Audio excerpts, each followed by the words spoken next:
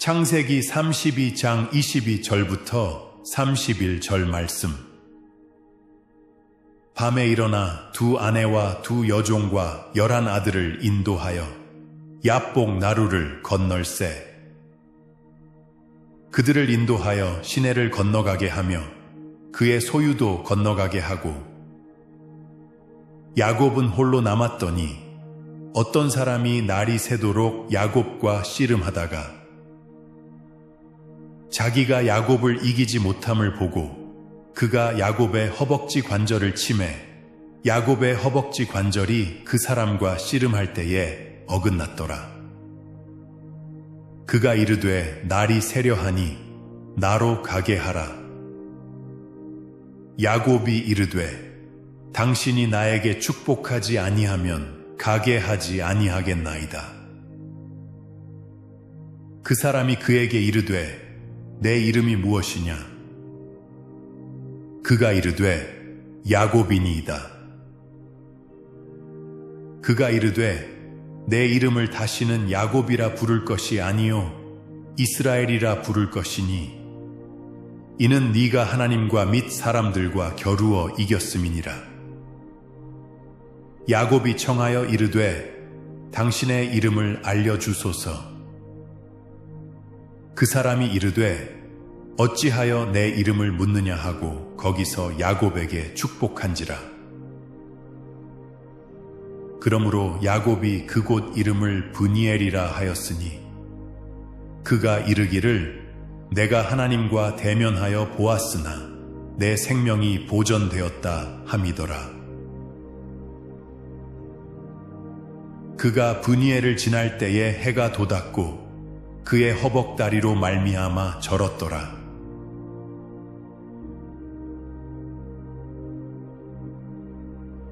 지난주 말씀은 천국에 관한 여러 가지 비유였습니다. 첫째, 겨자씨와 누룩의 비유를 통해서 천국은 시작은 미미해 보이지만 그의 확장은 필연적이라고 말씀하셨습니다. 둘째, 보물을 발견한 사람은 소유의 모든 것을 팔아서 귀한 것을 삽니다. 셋째, 최종 심판은 하나님의 때에 이루어질 것입니다. 심판은 우리에게 달려있는 것이 아니라 하나님의 주권에 있습니다. 이것을 인정하는 것이 성경적인 겸손의 시작입니다. 그리고 여러분에게 도전을 드렸습니다. 첫째, 이번 한 주간 아무도 알아주지 않는 자리에서 작은 사랑의 씨앗 하나를 심는 도전을 해보시라고요. 둘째, 우리의 삶에서 자기 소유를 다 파는 기쁨의 결단이 있는지 살펴보시라고요. 100% 다 했다고는 말할 수 없어도 적어도 고민하시고 노력했으리라 믿습니다. 오늘이 제가 목회를 시작한 지 4년째 첫 주일입니다. 처음 약속대로 지난 3년간 저는 사복음서를 중심으로 설교를 했습니다. 이제 앞으로 3년간 구약을 집중적으로 다루어 보겠습니다. 우선 구약의 구조를 보겠습니다. 창세기 처음부터 11장까지는 프리히스토리, 즉 역사 이전의 이야기입니다. 거의 신화에 가까운 이야기지만 우리는 크리스찬으로서 하나님이 직접 이 이야기에 관여하시고 이끌어 가신 분이라고 믿습니다. 1장부터 11장 사이에는 천지 창조, 아담과 하와의 타락, 노아의 홍수, 바벨탑 등의 이야기가 나옵니다. 그리고 12장에서 비로소 아브라함의 이야기가 나옵니다. 성경학자들은 여기부터가 확인할 수 있는 역사의 시작이라고 합니다. 그 당시 주위 나라들에 남겨진 문서와 유물을 통해서 아브라함이라는 사람의 존재를 확인할 수 있다는 말입니다. 아브라함이 이삭을 낳고 이삭이 에서와 야곱을 낳습니다. 그러니까 오늘 이야기는 아브라함의 손자인 야곱이 하나님과 씨름을 하는 장면입니다. 오늘 이야기까지 오게 된 과정은 이렇습니다. 야곱이 형인 에서를 속여 장자권을 빼앗습니다. 그리고 형이 무서워서 외삼촌에게로 도망을 갑니다. 외삼촌 밑에서 20년을 일하면서 외삼촌의 딸 둘을 아내로 얻었고, 이 자매들이 자신의 종들까지 야곱의 잠자리에 뒤밀며 서로 경쟁하는 가운데 11아들과 또한 딸들을 낳습니다. 그리고 삼촌을 속여 많은 가축들을 자기 것으로 만든 후에 이제 20년 만에 형이 있는 고향으로 돌아오는 중입니다. 외삼촌의 딸들이라면 사촌 누이들입니다. 이것은 근친상간이고 일부 다처입니다. 오늘날에는 도저히 용납되지 않는 일입니다. 그러나 우리는 성경을 그 당시의 사회적, 문화적, 정치적 배경에서 이해해야 할 필요가 있습니다. 3500년 전 하나님이 용납했던 사회 제도에 현대적 사고방식에 옳고 그름을 적용해서는 안 된다는 말씀입니다. 그런데 질문이 하나 생깁니다. 야곱의 12아들들에게서 이스라엘의 12지파가 나왔는데 어떻게 오늘 말씀에는 11아들만 등장을 할까요? 네, 그 이유는 막내인 베냐민은 아직 태어나지 않았기 때문입니다. 고향에 돌아온 후에 라헬이 막내 베냐민을 낳고 죽습니다. 그렇게 해서 나중에 야곱의 12아들이 12지파가 되지만 오늘 이야기에는 베냐민은 아직 없습니다. 지금까지 야곱은 자기 머리로 계산하며 살아왔습니다. 엄마 뱃속에서 나올 때부터 장자에 대한 욕심으로 형의 뒤꿈치를 붙잡고 나왔습니다. 노년에 눈먼 아버지 이삭과 형 에서를 속여 장자권을 빼앗습니다.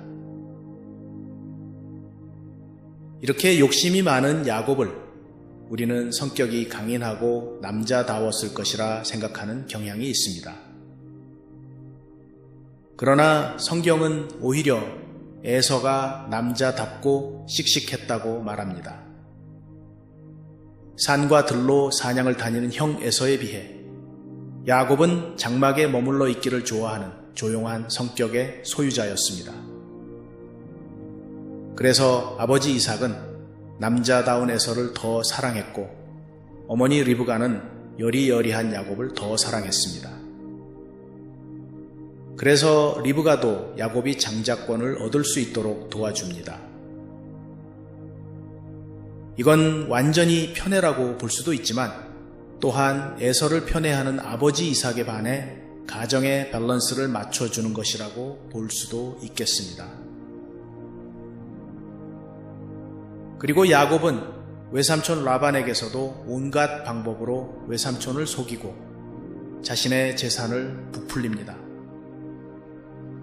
이제 20년 만에 고향으로 돌아오게 되는데 여기서도 또 머리를 굴립니다.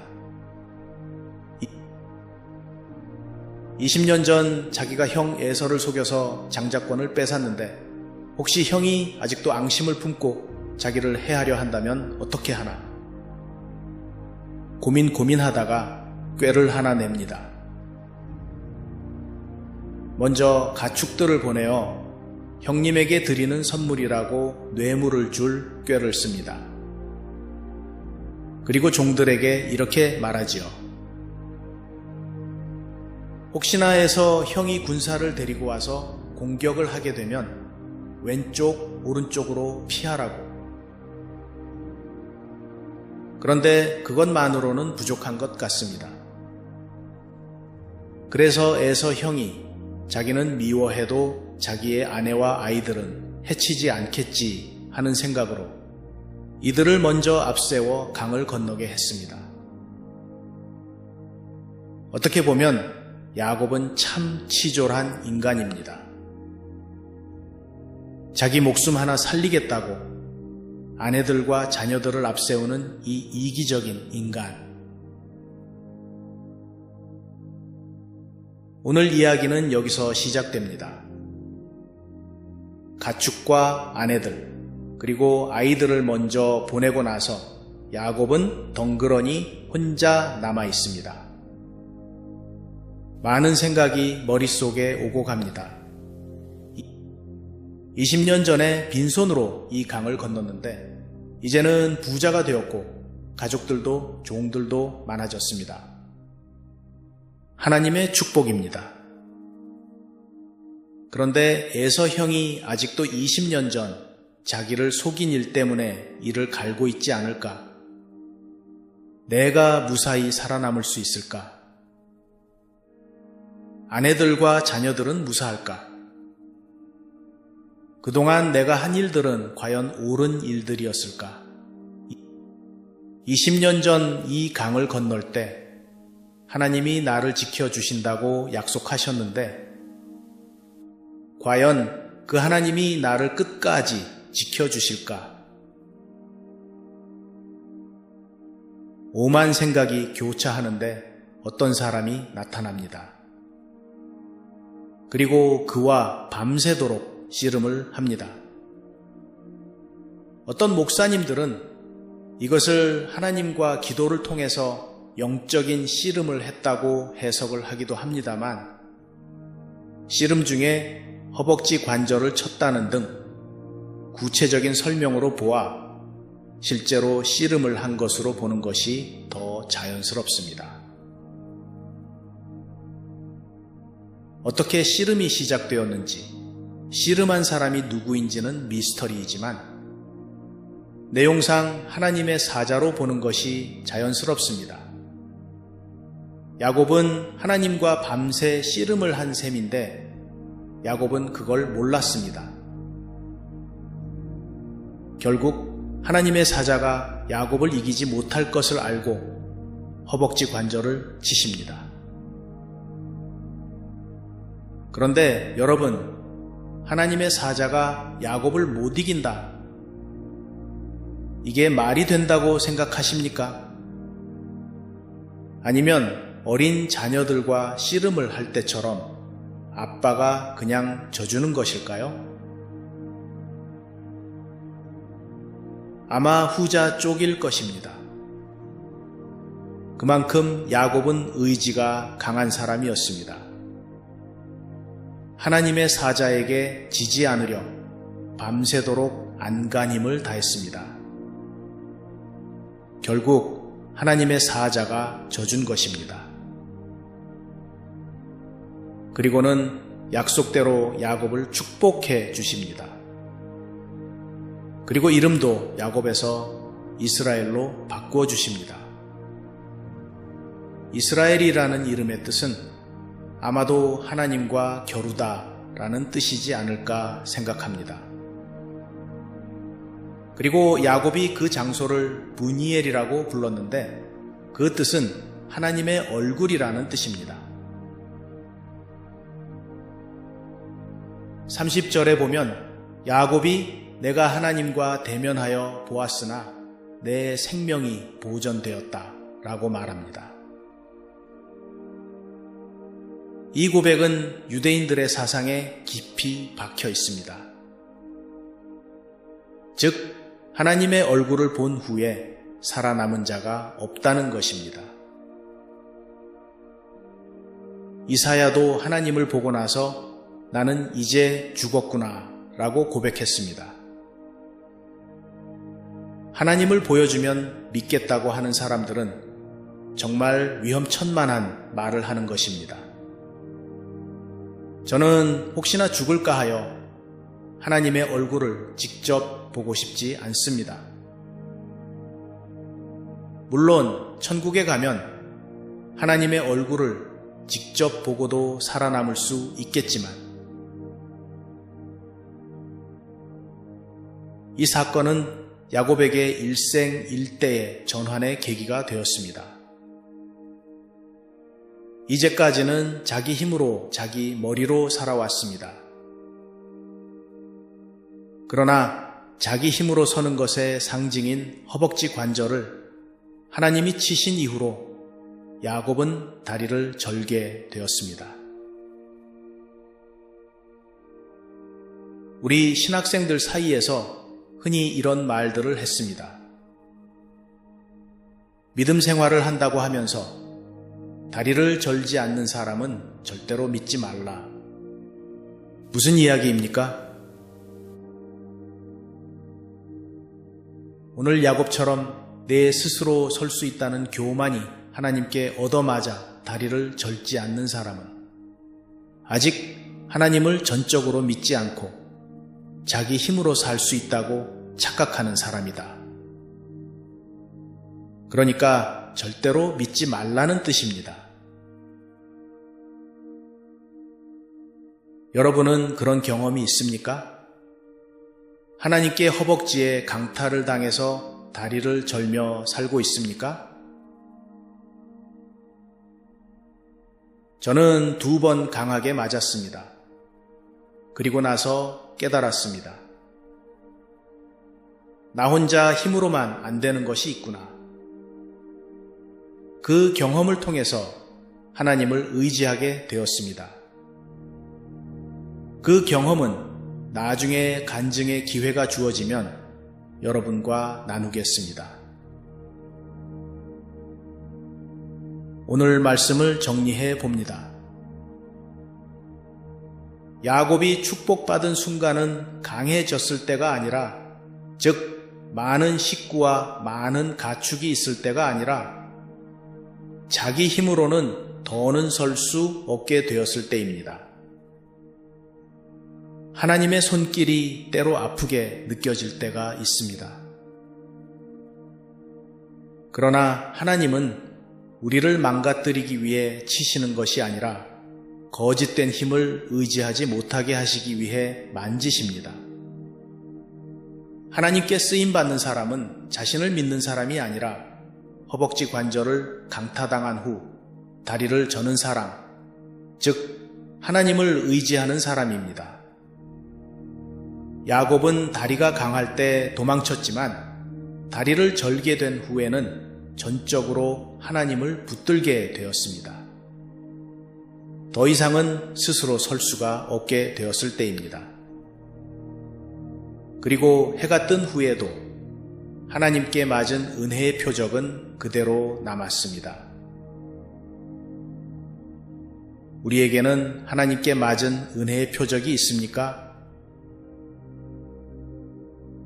그 은혜의 표적이 무엇인지, 혹시나 매일 반복되는 쳇바퀴 같은 삶 가운데 그 은혜의 표적을 잊어버리고 살지는 않았는지 되돌아보시기 바랍니다.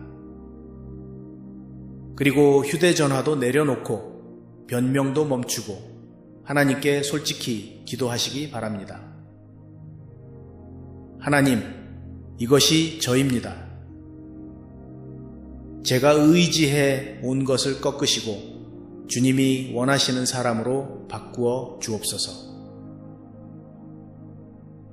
기도하겠습니다. 하나님, 제 힘과 방법을 내려놓게 하소서. 저의 참모습을 정직하게 고백하게 하시고 깨어짐 속에서도 주님을 붙들게 하소서. 절뚝거릴지라도 주님과 함께 걷게 하소서. 예수님의 이름으로 기도합니다. 아멘.